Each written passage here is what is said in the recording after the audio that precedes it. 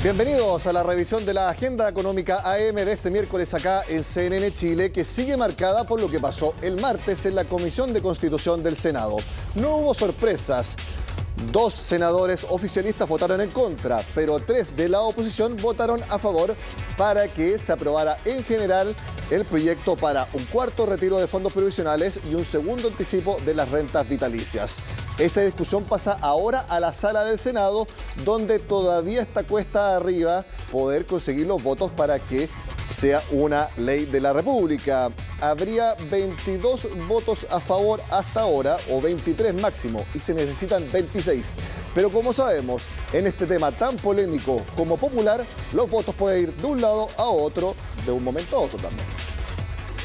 Podría ser un capítulo más de esta historia, tal vez con un final un tanto lógico. Voto en contra de la idea de legislar. Voto a favor. Rechazo este proyecto de ley. Yo voto favorablemente. Voto a favor, secretario. Aprobado 3-2 el proyecto. Así es, el cuarto retiro de fondos previsionales y el segundo anticipo de rentas vitalicias ahora lo verá la sala del Senado, aunque las dudas y también las certezas vienen ahora. Hay una decisión que yo he tomado tomando en cuenta además todas las argumentaciones que hay. Creo que no es conveniente seguir avanzando por la vía de los retiros. Ella ha hecho pública una decisión personal. Nosotros esperamos que siempre las decisiones en política sean colectivas. Todavía tenemos tiempo de seguir conversando. Yo tengo la absoluta convicción, conociendo a Carlos Montes, que su voto va a ser favorable. Bueno, pero son opiniones de ellos, no he dicho eso. Pero así como está la idea de legislar, ¿la va a aprobar o no? En general. Eso es lo que está en discusión. Incertidumbre ante estos votos porque la oposición en el Senado tiene 24 parlamentarios. Con las negativas de los senadores Goich y Montes serían 22 votos a favor, pero se requieren 26. Por eso, para una aprobación hay que cruzar a la vereda oficialista. Hasta ahora, el senador Osandón estaría por aprobar y con esto faltarían 3 dudas que podrían zanjarse la próxima semana. El viernes vamos a discutir la tabla de la próxima semana, no depende solo de mi voluntad. Nosotros estamos por poder consensuar y ver en la sala todos los proyectos urgentes, pero necesitamos la mayoría para poder hacerlo. Una decisión que tendría que esperar unos días. Pese a ello, el gobierno tiene sus propias esperanzas. Yo sé que estamos en época electoral y a veces en época electoral todo se piensa que está permitido, no es así. Y yo espero que todos esos mismos parlamentarios que señalan públicamente que este es un mal proyecto de ley sean coherentes entre lo que piensan y lo que votan. Si lo encuentran que es un mal proyecto de ley, entonces rechácenlo. Los senadores que impulsaron las negociaciones de los mínimos comunes siempre supieron que para llegar a los mínimos comunes había que cerrar la llave del mecanismo de los retiros. Eso lamentablemente nos hemos dado cuenta a poco andar de que no se ha refrendado. Lo cierto es que de aprobarse en la sala, debe volver a la comisión para que sea debatido en particular, pero de ser rechazado podría haber comisión mixta. En medio hay una semana distrital. Los plazos se acercan a la semana de las elecciones.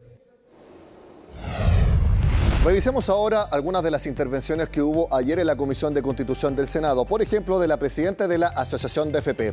En la instancia, Alejandro Cox hizo nuevas proyecciones. Por ejemplo, que si se aprobara un cuarto retiro, se podrían retirar unos 15.000 millones de dólares.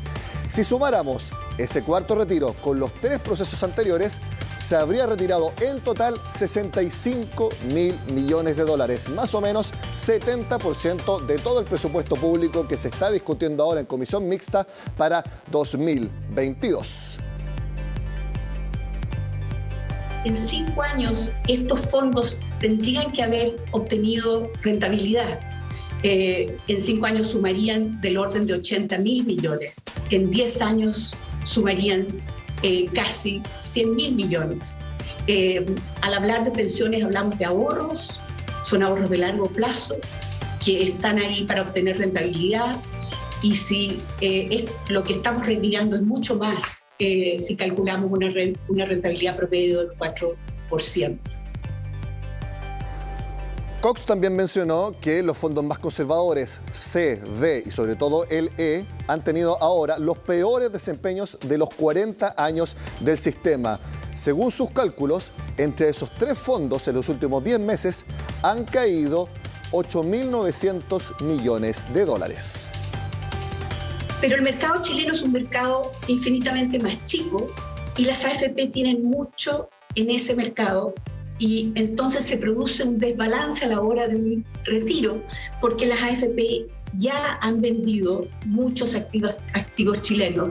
Estoy hablando del primer retiro y del segundo. Ya cuando viene el tercero empieza a presionar más aún este mercado y ahora la expectativa de que pueda haber un cuarto retiro también afecta que la caída del fondo E, C y D equivalen a aproximadamente 8,9 mil millones en valor. Esto es más, se suma a lo que ya se ha retirado. Respecto a este punto, algo muy importante es que como está más difícil que antes la aprobación del cuarto retiro, en el mercado ellos se están dando señales que pueden hacer recuperar el fondo E. Por ejemplo, están cayendo fuerte las tasas de interés y eso eleva el precio de los bonos en la renta fija. Eso está sucediendo en estos momentos. También está cayendo el dólar y la bolsa también está subiendo, lo vamos a ver en unos momentos. Otro de los que fue a la Comisión de Constitución fue el superintendente de pensiones, quien ajustó también la proyección de cuántas personas se quedarían sin saldo si se aprobara el cuarto retiro. Ustedes lo ven en pantalla, 5,6 millones de afiliados. En los retiros anteriores, cerca de 3,9 millones de personas, casi 4 millones, retiraron todo su saldo por un cuarto retiro para quedar sin saldo en sus cuentas. 5,6 millones de afiliados, si es que todos efectúan el retiro, lo que representa un 44% del total de afiliados y pensionados al sistema. Si se aprueba un cuarto retiro, aun cuando los afiliados continuaran cotizando, la pensión de una señora, de una mujer, con sus propios ahorros va a caer un 37% versus lo que sería sin los retiros. Y la de un hombre en un 28,5%. Estamos desmantelando un sistema previsional, pero no estamos ofreciendo nada a cambio. Ayer en Agenda Económica PM estuvo el ministro de Hacienda, Rodrigo Cerda, por supuesto hablando de este tema y volvió a recalcar los efectos negativos que a su juicio tiene aprobar un cuarto retiro.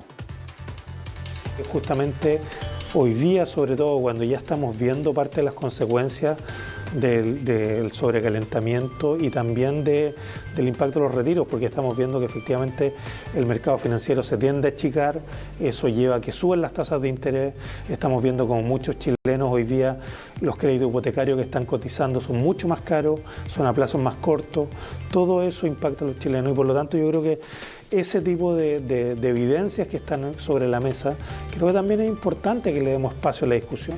Entonces, hoy día la discusión del retiro se aprobó en general, tendrá que pasar después a la sala del Senado, también se discutirá en general, ahí veremos qué es lo que pasa. Pero si no, la discusión podrá continuar y yo creo que cada vez se van a hacer más patentes estos efectos. El ministro también señaló que debido al aumento en el gasto público y también alzas en las tasas de interés que hemos visto, el Estado debería pagar una enorme cantidad de intereses por la deuda pública en los próximos años. Y nosotros lo que hemos tratado acá justamente de explicar es que es importante ir haciendo el retiro ya de todo lo que han sido las transferencias extraordinaria de este año, ¿no es cierto? Porque al final del día eso es lo que ha llevado a que el aumento del gasto este año ha sido muy importante. El gasto está creciendo más de 30%. Si no la hiciéramos, que es una pregunta válida, porque alguien podría decir, bueno, ¿y qué pasa si no empiezan a normalizar la política fiscal? Bueno, seguramente si nosotros no normalizamos la política fiscal, terminaríamos, ¿no es cierto?, con una demanda agregada creciendo muy fuerte el próximo año y eso volvería a generar más presiones de sobrecalentamiento, presiones de mayor inflación y eventualmente eso obligaría también al Banco Central a subir aún más agresivamente las tasas de interés.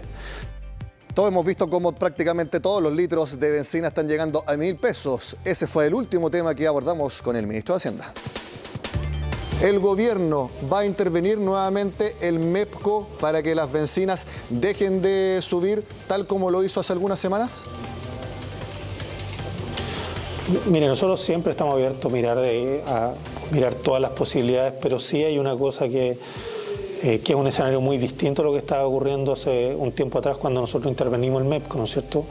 Y lo que está ocurriendo es que lamentablemente el tipo de cambio también por todo este tema de mayor riesgo que tenemos en la economía ha subido y ha subido demasiado, ¿no es cierto? Y eso lamentablemente se traspasa a la gasolina. Mi impresión es que ahí el ministro de Hacienda estaba diciendo que el gobierno no va a intervenir de nuevo si es que el dólar sigue en estos niveles. Cambiamos de tema por una buena noticia. El desempleo en el Gran Santiago bajó a 7,8% en septiembre, la cifra más baja desde que partió la pandemia en el mundo. Las buenas noticias en el empleo continúan llegando. La desocupación de septiembre en el Gran Santiago fue 7,8%, bajando por primera vez de los 2 dígitos desde el inicio de la pandemia. La caída fue 2,3 puntos respecto a junio y ya se ve lejos el 12,8% de un año atrás. Lo que hoy día está pasando es que de la desocupación pasan a ocupación. Eso quiere decir que aquellos que están en el mercado laboral tienen más probabilidad de encontrar empleo. Sin embargo, todavía tenemos cifras muy altas de inactivos y eso es un problema. Buenos indicadores que dan cuenta de la recuperación de empleos que se está viviendo en el país. En términos de número de personas desocupadas, estamos bajo las 300.000 personas, que eran los niveles que habían pre-pandemia. Desde ese punto de vista, nuestra economía se está recuperando, estamos creciendo, estamos recuperando también nuestra movilidad y también vemos que estamos recuperando empleos. Según género, la tasa de ocupación de las mujeres aumentó 3,2 puntos porcentuales en un año, doblando el aumento porcentual de los hombres. Las mujeres están mostrando mayor participación, menor inactividad en ese sentido. Ellas lo están haciendo a una tasa más rápida, se están incorporando un poquito más en el mercado laboral que ellos. Les pega más porque todavía las mujeres tienen cifras de tasa de participación bajas, pero lo están recuperando poco a poco. Una realidad que ellas mismas confirman. El trabajo lo encontré hace poco porque obviamente con el tema de la pandemia y con el tema de lo que pasó por el 18 de octubre me costó mucho encontrar trabajo, estuve un año sin trabajo. Costó mucho por el motivo de la pandemia, que no había trabajo, ahora sí hay. En edificio de limpieza y el sueldo es muy poco igual, no es un sueldo elevado. Según sectores, donde más se evidenció un aumento fue en la construcción, seguido de servicios personales y de los hogares. También subió el trabajo en el gobierno, las finanzas y manufacturas. Además, dentro de las cifras entregadas, se dio a conocer que 12,6% de la población inactiva asegura que buscaría trabajo si no recibieran el ingreso familiar de emergencia. El IFE se acaba este año, por lo tanto, mucha gente podría sumarse a la fuerza laboral.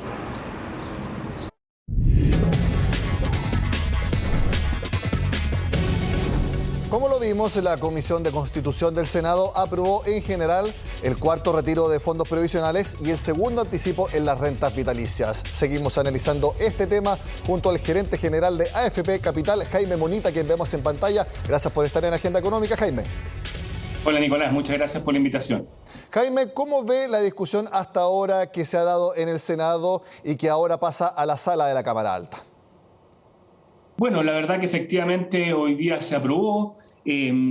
Todavía es incierto si finalmente, ¿no es cierto?, se va a lograr la aprobación final. Hemos visto cómo algunos senadores ya han manifestado públicamente su rechazo, así que todavía esto es incierto y veremos su evolución en los próximos días. Ahora, diferente a los distintos procesos, ¿ustedes creen que hay una mayor posibilidad de que no se apruebe a diferencia de lo que ocurrió en los 3 procesos anteriores? Bueno, se ve más complejo. Claramente hay muchos que han llamado, ¿no es cierto?, a desistir de la aprobación. Hemos visto los efectos que esto ha tenido en el mercado. El mismo, ¿no es cierto?, presidente del Banco Central ha hecho ver los efectos que esto tiene, tanto en tasa de interés, tanto en inflación, ¿no es cierto? En la misma Comisión del Mercado Financiero ha hecho ver también a los distintos parlamentarios los efectos que esto puede tener en las compañías de seguro. O sea, me parece que aquí hay una serie de elementos adicionales que lo hacen más complejo, y no nos olvidemos que estos efectos finalmente son hacia las personas. O sea, lo que hemos visto en el último tiempo es una caída en los fondos, ¿no es cierto?, llamados más conservadores, el D y el E, producto de los aumentos de las tasas de interés y la pérdida de precio de los activos, no así en los fondos A y B, que tienen mucho más exposición internacional y no han tenido los efectos puntuales. Vimos esta semana cómo la Asociación de FP hacía las siguientes proyecciones, que se podría retirar más o menos 15.000 millones de dólares si se aprobara un cuarto retiro, y también la Superintendencia de Pensiones habla de que se podrían quedar más o menos 5,6 millones de afiliados con saldo cero en sus cuentas.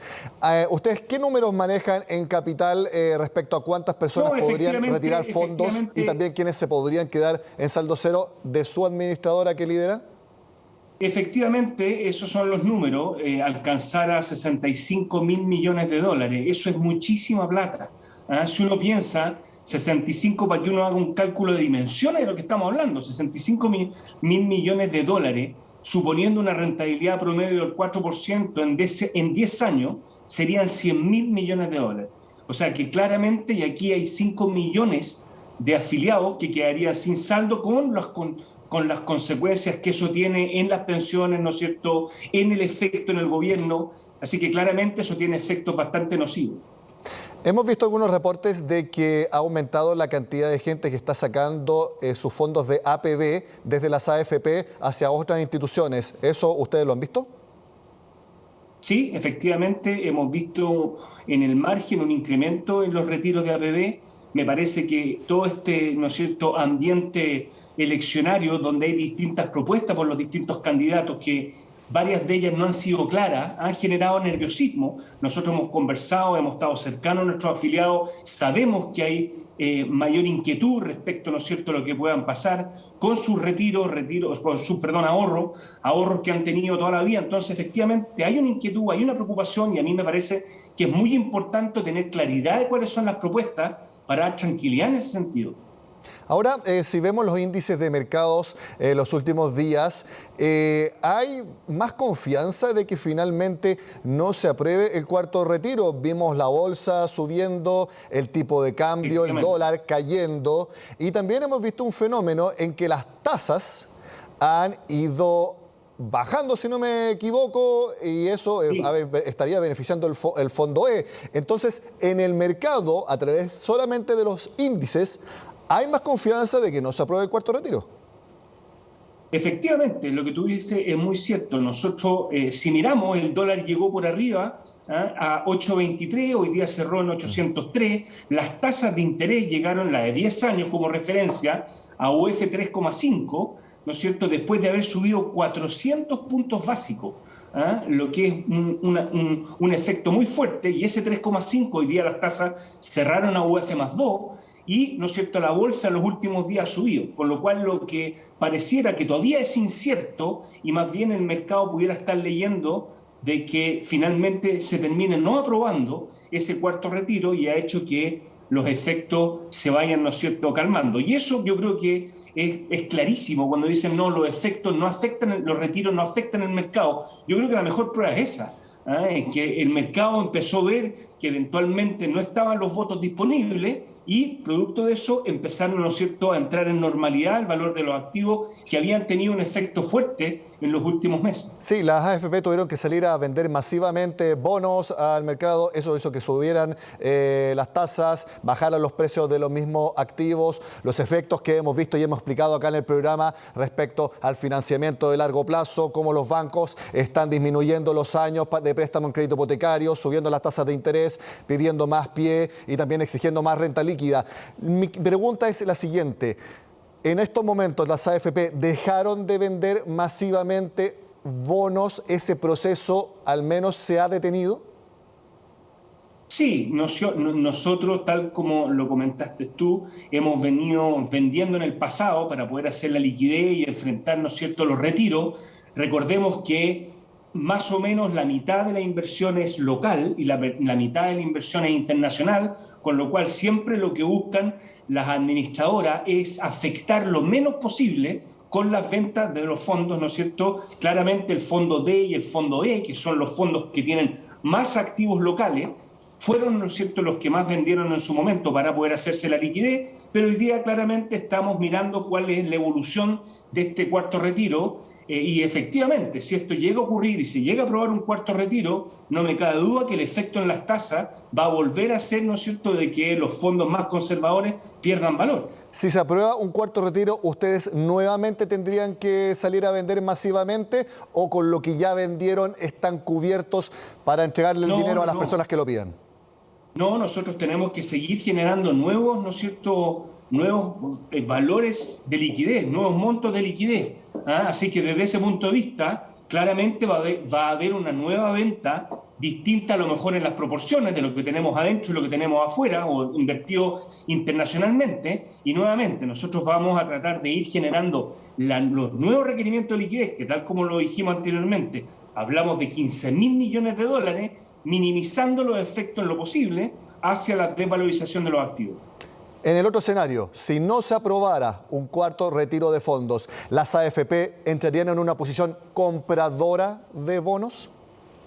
Bueno, eventualmente, claro, si es que se rechaza el cuarto retiro y esto, ¿no es cierto?, vienen las elecciones y esto entra en una normalidad. Recordemos que las AFP tienen un flujo, ¿no es cierto?, que entra todos los meses, que tiene que ser invertido, y tal como se ha hecho en el pasado, seguirían invirtiendo tanto local como internacionalmente esos recursos. Jaime, cuando se aprobó el tercer retiro de fondos, yo a usted le pregunté si creía que en el futuro, ya sea cercano o de corto plazo, las AFP iban a dejar de existir. Usted me dijo que no lo creía. ¿Cómo lo ve ahora? Exactamente igual. Yo efectivamente, tal como te contesté en esa oportunidad, yo creo que las AFP sí requieren cambios. Y estamos de acuerdo que hay cambios en términos de cotización, en términos de parámetros que tenemos que modificar y ojalá una vez que pasen las elecciones volvamos a poner al centro la discusión técnica y no política para efectivamente buscar hoy día un ajuste al sistema que haga que podamos efectivamente incrementar los niveles de pensiones. Ahora, cuando uno mira qué es lo que la gente opina, que me parece que es central, la gente quiere un sistema mixto, que es lo que tenemos hoy día. La gente quiere que las cotizaciones, en su mayoría, vayan a sus cuentas individuales. Entonces, me parece que tenemos que avanzar en una línea, tal como lo tenemos hoy día en un sistema mixto, de poder ajustar el pilar solidario como se ha venido haciendo y incrementar los niveles de ahorro, que es la única manera de incrementar los niveles de pensiones. ¿Ustedes creen que, por ejemplo, debería cambiarse la sigla AFP por un efecto netamente de comunicacional, de marketing, de cercanía a la ciudadanía, cambiar la sigla? Probablemente vaya a ser parte también de la discusión futura, pero me parece que aquí hay elementos centrales en términos de la gestión de las inversiones, el cuidado de los fondos. Las personas con los retiros se dieron cuenta que los recursos estaban y que eran más de lo que las personas, no haciendo su matemática, se dan cuenta que eran las cotizaciones. Entonces, hay situaciones que están claras, que la gestión de la AFP ha sido buena, pero claramente hay parámetros que hay que ajustar. Y esos son los parámetros que llevamos 10 años discutiendo y que no se han logrado poner de acuerdo los políticos para poder hacer una reforma que hoy día están todos los chilenos esperando que eso se concrete. Sí, y eso está fuera de duda que va a tener que verlo la próxima presidencia, porque ahora ya no hay tiempo antes de las elecciones y eso finalmente se postergó. Mi última pregunta, Jaime. Hemos visto que debido a el posible segundo anticipo de las rentas vitalicias, las compañías de seguros, tanto locales como extranjeras, han iniciado distintas acciones con el Estado para ver si resuelven este problema. Capital es parte del Grupo Sura. El Grupo Sura es de fondos colombianos. ¿Qué es lo que opina la matriz colombiana de lo que está sucediendo en nuestro país con el sistema de pensiones? Bueno, evidentemente es una matriz colombiana, como tú dices, tiene una posición latinoamericana, no solamente está en Colombia, en Chile, también está en Perú, en México, con lo cual estos ciclos económicos y políticos, ¿no es cierto?, no son novedades para nuestra matriz colombiana. Ahora, dicho lo anterior, efectivamente ve con cautela, con cierta preocupación, cuál es la discusión y la evolución que están teniendo las discusiones. Así es que está con una preocupación, ¿no es cierto?, y mirando con cautela el avance de las discusiones. Una AFP local, Habitat, separó aguas, hizo una división societaria, dejando en una sociedad los negocios o el rubro en Latinoamérica, en Sudamérica, y en otro solamente a Chile. ¿Sura no ha tomado una determinación o le han comunicado algo similar, separar algo de aguas tal como lo hizo Habitat? No. que yo sepa, no hay ningún movimiento societario que esté haciendo hoy día nuestros controladores. Jaime Munita, gerente general de Capital. Gracias, como siempre, por estar en Agenda Económica. Muchas gracias, Nicolás, por la invitación nuevamente. Con esta entrevista terminamos esta versión de Agenda Económica AM. Por supuesto, siempre los invito a que vean nuestra edición PM todos los días a las 8 de la tarde. Sigan con nosotros acá en CNN Chile.